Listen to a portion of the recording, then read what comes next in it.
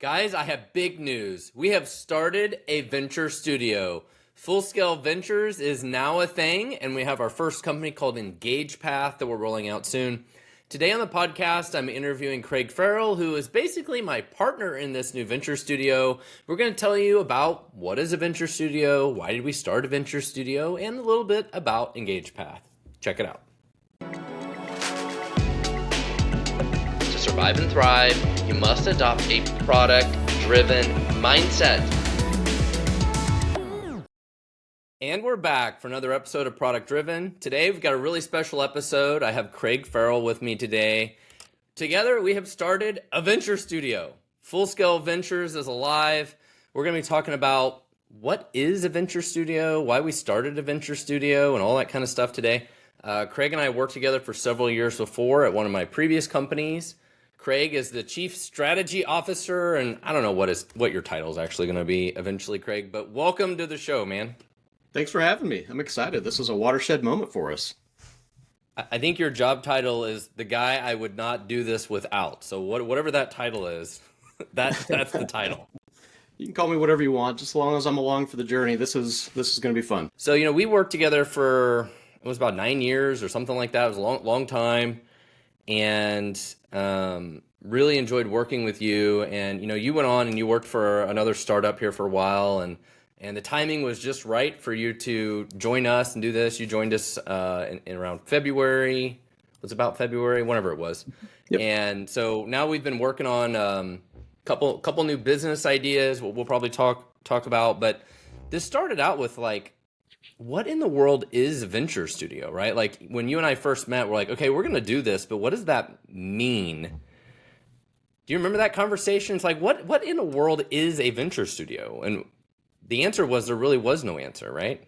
Yeah, I mean, there's so many models. It's, everybody knows what venture capital is. Everybody knows what a private equity firm is. And, people are familiar with, Y Combinator and incubators and things like that. But yeah, the more we dug into it, it seemed like venture studio wasn't a really well-defined pair of words. It could be anything. And so, yeah, it's been interesting to kind of try to pin it down. It's like nailing Jello to a tree. I think we're close to knowing what we want it to be, but there's a lot of ways to approach it. Well, some of the models felt more like an accelerator. You mentioned accelerator, right? It's like, okay, we're going to give you, maybe it's $500,000, maybe it's $1 million. And for that, we want 20% of your company.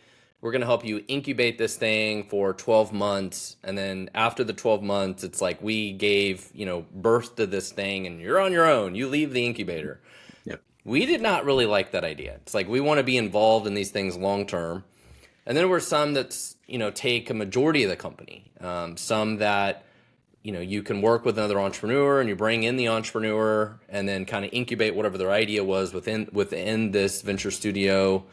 Some maybe were like you're hiring them and you're, paying them a salary. But the incubator is basically paying for everything else. Like there's a whole lot of different models. But another one is just doing it all in-house. And that's where we've started with this. It's like, you know what? We have some of our own ideas that we want to create and we want to bring to market. And a couple of those from the beginning are things that could help Full Scale. They're like, hey, these are things that we know Full Scale would really love, really get benefit of. So it's like, but we think other people need these things too. So we can start with those. What do you think, Craig? What do you think is the best model for this? Or maybe there is no best model for this. Yeah, I mean, there are lots of different, investment vehicles and ways to approach these kinds of things. I think for us, in those early conversations, really it started with a Merry Christmas text. I think even since Stackify, we've been pretty consistent about sending messages on birthdays and Christmases and things. And, and you're like, I'm thinking about this thing. And it's like, okay, I'm intrigued. Let's explore it. And, I think the thing as we talked about it over the course of a couple of months that we kept coming back to is, we don't want to be, hands-off capital. That's not us. We have kind of some strong opinions based on a lot of years of doing this about the best way to go build a business. And when you invest heavily in time and energy and money up front, you want to make sure you have a certain amount of equity that comes with that, a certain amount of control. And so, the idea of just bringing in an entrepreneur in residence and patting them on the back and wishing them luck and giving them some support and maybe a little bit of shared services at least at the beginning, that didn't feel quite right. Now we may get Yeah. to a place where that makes a lot of sense for us, and I'm sure that what we're doing will evolve over the years. But building a model that's repeatable, that de-risks what we're doing. Startups are risky. It's just fundamentally a tough thing, and I think one of the things that you said in the early conversations is you want to play small bets and not have all your eggs in one basket, and I think that resonates with me as well. Being able Let's go to start 4 companies, not one, right? Let's hedge our bets. yeah, and that comes with its own risk, right? If you spread yourself too thin, you don't do a very good Yeah. job that way either, and so we have to navigate that. But I do think there's some fundamental wisdom in just saying like, look, let's vet some ideas, let's keep what works and double down on the ones that maybe don't look like they've got legs. We can back off or table it. But that allows us some optionality, and then when we've got the thing that really looks like it's working, we can lean into it. We still have to figure out like, okay, we get something going and it's successful, then what? And that's Yeah. How do we scale it? yeah, like and so we're blessed to have some amazing people in our network that I'm sure we could have people from our network come help us as we grow this thing out. There's lots of talent in the Philippines to tap into, so we've got lots of options. Job one's just we got to get a company or two off the ground and prove that we can do this again. Well, part of this for me started with it at Full Scale. We work with over 70 different clients all over the place across different industries, different size of companies, from startups to publicly traded. But at any given time, we always have kind of extra resources available too. We have extra developers, QA people, product managers, all these kinds of resources available. It's like, you know what? We need to put them to work. What can we have these people do? We have access to such great talent at a very affordable rate. It's like we don't want them just sitting around on the bench.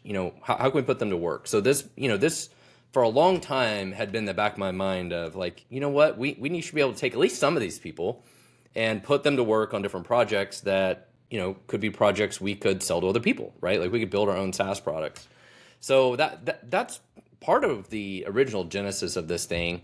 And you mentioned earlier like shared services. I mean, that's the other really powerful thing here is, at Full Scale, we have, I think our marketing team is about 7 full-time people. How do we leverage that, right? Like most startups, if they were starting out, would have no marketing team. They would have no marketing budget. They would have none of these things. So we have a huge advantage by having a lot of expertise in-house, not only from a software engineering perspective, a product perspective, Craig, you and I helping do this, but also an entire marketing team. Like we have all these different resources that we can bring to bear. And as long as we have some good ideas, it feels like we have an unfair advantage, right? Like we have the resources to do this. Yeah, for sure. Well, I think there's also, there's a couple other things just to build on that. One of them is it's kind of exciting to think about, seeding some of the early generations of, kind of entrepreneurial spirit in the Philippines. If you think about like how Silicon Valley, right? They've been doing startups for generations now. Yeah. Like it's a generational muscle that's been built. There's muscle memory across kind of the ecosystem there. They've got a lot of like shared lessons and experience that are passed down from from one person to the next over time. Kansas City, we're a very entrepreneurial city, but we're still far behind that kind of ecosystem that they that just that multi-generational ability and muscle memory that they have in Silicon Valley. Getting there, but I think every locale has kind of this same problem of like you start kind of from where you are and then you build that over time, and each Yeah. generation successively builds on the lessons of the last generation. And so there's obviously tons of talent and tons of businesses that have taken up shop and set up shop in the Philippines and employ a lot of really talented people over there. Startups exist there, but it's still a little bit of a new thing in that part of the world. It's burgeoning, it's growing, and we can be part of helping to seed that. Kind of build on that talent, to build on that experience, bring some of what we've done over there, I think that's kind of a fun thought process to kind of work through. It's part of what got me excited about building startups in Kansas City. From the very beginning, it's like let's grow where we are. Let's do this where we are. There's no reason why we can't. There's plenty of talent here. It's just there's a lot of lessons to learn about how to build and grow a SaaS company. How to Yeah. do a startup and access to capital and things like that. So we're, I think, in a kind of a unique position there. But you're totally right about this. It ultimately it all comes down to talent, right? Even for what we're doing, we have to have talent to win. And obviously there's a lot more talent in the United States, places like Silicon Valley. In the Philippines, there is not a lot of talent for specific roles like this, like product management. There's not a lot of people there that have experience like doing product management in a SaaS company. There's not a lot of people there that have experience like being a real chief technology officer in a SaaS company. I think actually if you search on LinkedIn for chief technology officer in the Philippines, like I think it's less than like 100 people, like in the whole country. There's not a lot of talent, but we found one. We found one. We hired one. Yeah. Cleo, who's joining us. We Yeah. also found a Awesome. really good product manager, Jarrell, that's working for us. But he's Yeah. still, let's say, I don't want to say junior, but he's not like super experienced, right?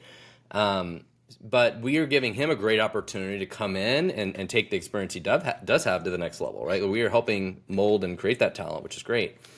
So it's, that part of it is also fun and exciting. And we actually could create products and businesses for Southeast Asia, which could be a whole different thing that we do along the way here, right? Taking Yeah. ideas maybe from the US, but it's like, hey, how do we take this idea but launch it over there?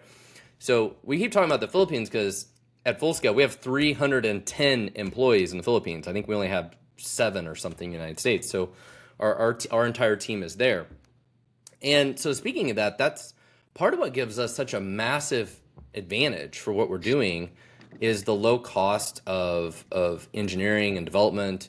My last company at Capacity, I think I spent probably $75,000 total building the entire like MVP of that product over about 6 months of time and got the product to market, which is very, very affordable. I mean, I meet other entrepreneurs who are like, oh, I need to go raise $3 million. I'm going to spend $1 million a year on software engineering. And I'm like, but you don't have to. Like using AI, using offshore global talent, like it's never been more affordable if you know how to manage these people as well. If you know how to manage the work, lead an engineering team, which a lot of founders don't, right? But that's where you and I have that skill. So that's why it makes it easier for us to leverage this. So that's a huge advantage to us. Like we're building an entire team over there for what it would potentially cost to hire one person in the US. That's part of what is going to make this, even more affordable and exciting for us to do this, right? Like we can afford to hire 5 people and really try something and see if it's going to work without a whole lot of risk. Yeah. Yeah, and I think you hit on, some of the sea change that's going on in the industry as well. I mean, it's never been more cost effective to take a shot at, building a product, building a business, launching something, which is a little bit of a double-edged sword, but I'm sure we'll get into that. But it's, now is, there's some great advantages in, having access to global talent, AI unlocking, both speed and abilities that, we couldn't have dreamed of 5 years ago. And so it's definitely changed the game, pretty significantly. And I think that's some of why I think we decided to take this on is the game is changing. The playbook has evolved or is evolving right before our eyes. And, this is a chance to kind of put our fingerprint on what does that playbook look like in the future. Well, I think neither one of us have great opinions about venture capital or potentially even private equity and sometimes a lot of the harm that comes from those, right? A lot of people see raising a bunch of venture capital as a huge success, and I think for some people it can be, but when I think of that, I think about it as like it's a huge bet and the debt of it that has to be paid back. Like we've had customers at Full Scale that have raised a lot of money and they've even had exits, and our company helped them build their software over 5 years of time and do all this stuff. But then the founder actually didn't make anything in the end because it didn't end up being like this, giant unicorn exit. They're like, oh, I exited for 30 million, but we took, 15, 20 million in capital, and that had to be paid back first with the preferred returns and all of this. So it's like, yeah, we got 30 million, but they ended up with all of it. Like, I didn't get anything after 5 years. Like, we see a lot of these kinds of stories happen. Those stories don't make the headlines. All Right. you hear is the big flash of they raised all the money. You don't Well, hear, all the failure and problems behind the scenes. yeah. Well, and if you look at so let me first say, venture capital and private equity obviously have, they have their place, and they've done some tremendous good, and in the tech industry, they've driven a lot of growth and innovation. They've powered a lot of that, but also, that, like you said, there's a part that people don't see. So if you look at some kind of commonly cited statistics, one of them says that roughly 50% of all funds return less than 1x, so basically return no profit Oh, to their wow. LPs. And so it's these outsized gains that Hmm. drive the market, right? And so, you have a lot of, you'll have like these huge winners that create kind of the success stories that you see in venture capital and in private equity. But what people don't talk about is all the dead bodies on the side of the road, so to speak. There are a lot of a lot of founders who don't get paid back, like you said. They don't get what Yeah. they thought they're going to get out of it because of liquidation preferences, and you get people who, um, you know, end up running their business in a way that they don't feel great about sometimes from some of the pressures that come in, from outside the business. Had a conversation with somebody yesterday about, he's moved on, he started a new business, he just finished, just wrapped up exiting, his previous business, and his story to me was about how he basically had to run the business in a way that he didn't feel was congruent with what success really should look like, and what he knew in his heart and from his experience running that business would actually drive success, more effectively, because he was getting all this pressure from the Yeah. outside to run it in a different way. And so there's been a little bit of, there's a little bit of backlash. There's a little bit of fatigue out there in the startup world from some of that too. And people are kind of seeing that there's another side to this. It's not all just, startup rainbows and unicorns. Like there are some, some negatives to it too. And so again, not to knock VC and PE firms out there that are doing great stuff. And, at StackFi, we had a great, venture debt partner that was awesome to work with, and they were really helpful to us. And so they're good partners out there.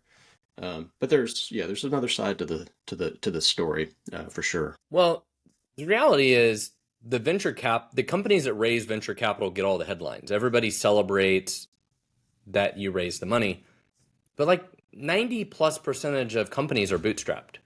They don't even raise these funds, right? And what's interesting is now what we're seeing is some that will do what we call seed strapping. Okay, maybe they raise 500,000 or a million from friends and family or angel investors, but they never actually take the big VC money. They never go raise like millions of dollars from the VC. They're more lightly funded companies.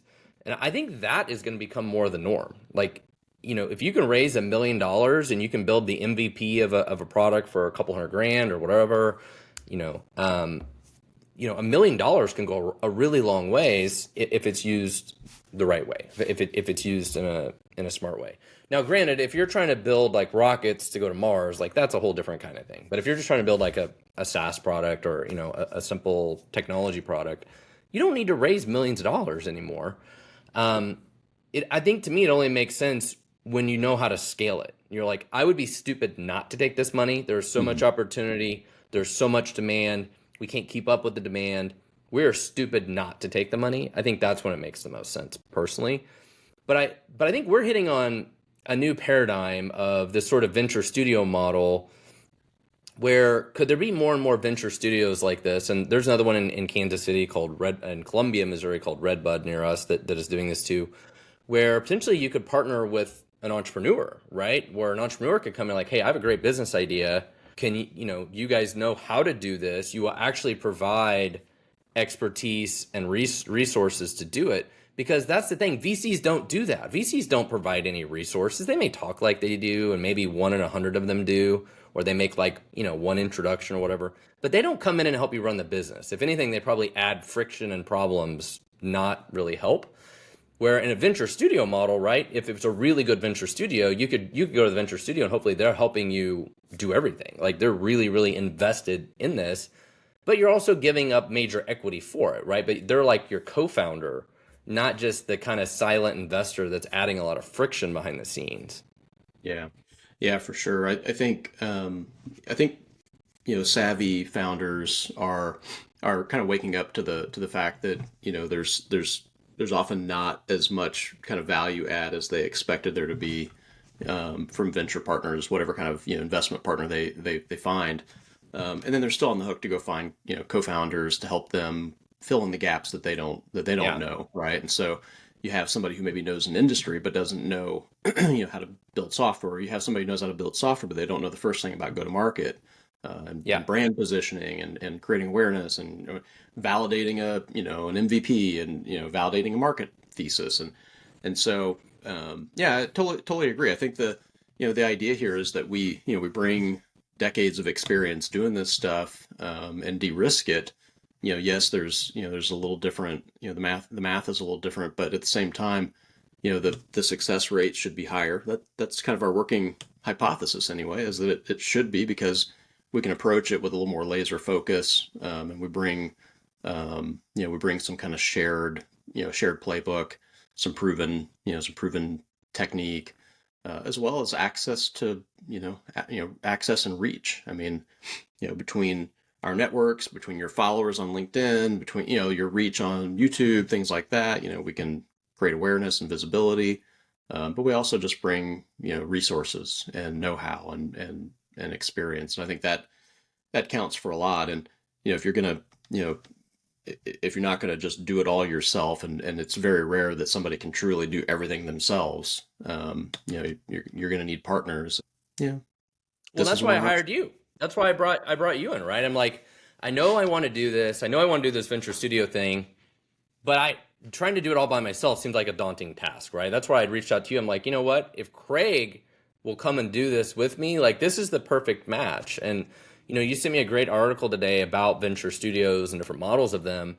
And one of the clear things in it, it's like there's three roles. There's the investor, like somebody's got to help fund this, right? If that's the shared services, the resources, if you're investing $500,000 in every portfolio company, whatever it is, right? There's going to be some Mhm. money behind the scenes that's powering this, right?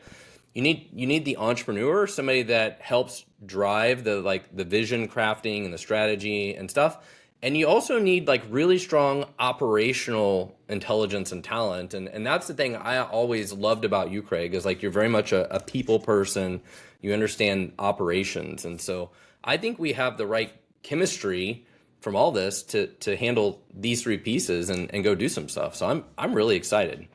Yeah, I am too. I think once in a blue moon, you kind of just put all the pieces together, and it makes immediate sense. And I feel like that's kind of where we are. We've got an opportunity to fuel this, which is fantastic.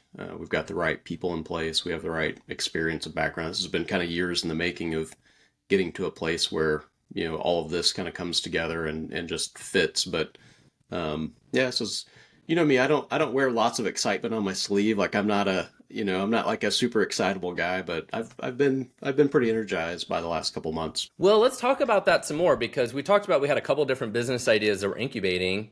We're actually getting ready to launch kind of in beta one of them. So actually by the time that this episode airs, it may even be available, or otherwise you'll be able to join the wait list. So the first product that we're launching is called EngagePath. So you can go to engagepath.com, you can learn a little more about it. You can sign up for the wait list, or potentially join the beta depending on where we're at. But it started out with my own personal problems of like, hey, I'm using LinkedIn. I've got 60,000 followers. I post content every day.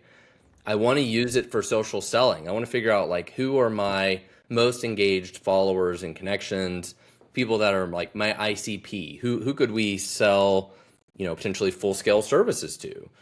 I don't know. Not when, I may post something and get 500 people that like on a post, once a week or something. Like of those 500, which one should I reach out to that I'm like building a relationship with? And so that was the problem we're trying to solve, because if we can help solve that problem for myself, like it's super valuable for my company. But what I realized from looking at all the products on the market there was nothing that really did this. There were different kinds of tools that you could send connection requests to LinkedIn or spam people on LinkedIn or send people emails and all this kind of stuff. But that's not what I want. Like, I wanted something that would help me nurture a relationship with somebody over months and maybe years of time, right? So when somebody has a need 6 months from ago, they're like, oh yeah, I remember Matt does this thing, and I should reach out to Matt. Like, how do I seed that and grow that over months and months of time? Where almost every other like sales related product is like, okay, here's your 7-day sequence. We're gonna spam somebody for 7 days, and at the end of the 7 days, they're just dead to you. Like, that is not what I want to do at all. And so that's what we're trying to do, is this like long-term engagement. So if you're listening and that sounds interesting to you, you can check out engagepath.com. But Yeah, and I think this is, a, kind of a first, a first shot at doing, putting our money where our mouth is, so to speak. And, we're building somewhat for, for you and your kind of your scenarios. But, some of what I've been doing is getting out into the marketplace and validating, this, yeah, this kind of this theory that this is a broader pain. I think people have, there are lots of agencies out there that have been very successful, both kind of external agencies, and you also have kind of, sometimes you have an internal marketing team or whatever that handles this. But, there's some people out there that are really great at, creating, a nice following for, CEOs and founders and anybody that wants to be a social influencer. So like the kind of the front part of this equation is pretty well solved. It's certainly very solvable pretty easily. You just pay somebody to help you, get your voice out there and build, kind of build some awareness, build followers, build trust. And I think but that's most one of of the them things. are about creating the content, though. They're not about Right. figuring out like who that's resonating with. Yeah, that's my point. And so, so you've got sort of the front part of it, which is people know you and people start to engage, and then the chain breaks. And then somewhere later, you hope that somebody picks them up in the CRM and your marketing automation system, whatever, they become a Yeah. lead, and you don't know how they became a lead. And so somewhere in the middle is this opportunity to connect the two sides, right? It's like, how do I get somebody who's engaged, who is an ICP, who's been engaging in content? They went to our website after seeing something that I posted. They've had we've had several back and forths, and it looks like, they've taken some content from our website, whatever it is, being able to connect those dots. Yeah. And even in the moment, I mean, if you have, dozens of people engaging with a piece of content, sending you DMs, whatever the engagement might look like, being able to thoughtfully respond, being able to, be, having like a second brain, right? Like to say like, hey, this is how they've engaged with you in the past. This is a conversation you had in the past. If you really are Yeah. overwhelmed and overloaded with lots of interactions already, you might not remember all of those as well as you wish you did. And Yeah. so, It's impossible. really, yeah, so really supporting people who are feeling some of that pain, um, taking some of the cognitive load out of just like, okay, how should I respond here? The longer you take to figure out how you want to respond to every individual and go back and research how have we communicated in the past, the more time you're spending on LinkedIn and social media, and the less time you're spending on other things you might need to do in your day. And so I think, there's definitely some value add there. We'll explore it. We'll find out what the market says. Hopefully this resonates with Yeah. some people. And if not, then, we'll go on to the next thing. But I think there's market opportunity here. And what I've heard from early feedback is, tell me when it's ready, because this is a pain for us. We don't know how to Yeah. solve this. We've got the front part solved, but we don't have the middle part solved. And so, yeah, so we'll see. I'm excited to see, as we get the MVP out there, get the beta out there, see how people respond. All right. Well, I'm excited too. And I appreciate you doing this with me today and doing this venture studio with me. And, it's when we're recording this, it's May, and I'm not sure when exactly we're going to launch the beta of EngagePath, but you guys can definitely check it out. And we're already starting to work on the next business idea that we're going to be incubating. And it's fun, exciting time. I'm very much a product person. I love building products. So this is right up my alley, and really excited to see what we do. So, Craig, thank you so much for doing this today. My pleasure. I'm excited to get going in this journey. This feels like kind of a way to kind of plant the flag and say we're here, and this is what's coming, and hopefully this resonates with some people. Love to hear from people what they think, and hear their stories, and connect with more people. But yeah, it's an exciting time to get to do something a little bit different, a little bit outside the norm, and go kind of put our own unique fingerprint on something new, and go figure some stuff out together. It's gonna be a good time. All right. Well, Full Scale Ventures, here we go. All right. Thanks, Craig. See you guys on the next one. Matt. Before we wrap up today's episode, we have a special resource for you if you're looking to elevate your development team to have more of a product-driven mindset. I have a fantastic free ebook about turning your code-first team into a product-first team. Please go to fullscaleteam.com/product-first-teams to download this free ebook. There's also a link in the show notes. Thanks for listening to Product Driven, and we'll see you in the next episode.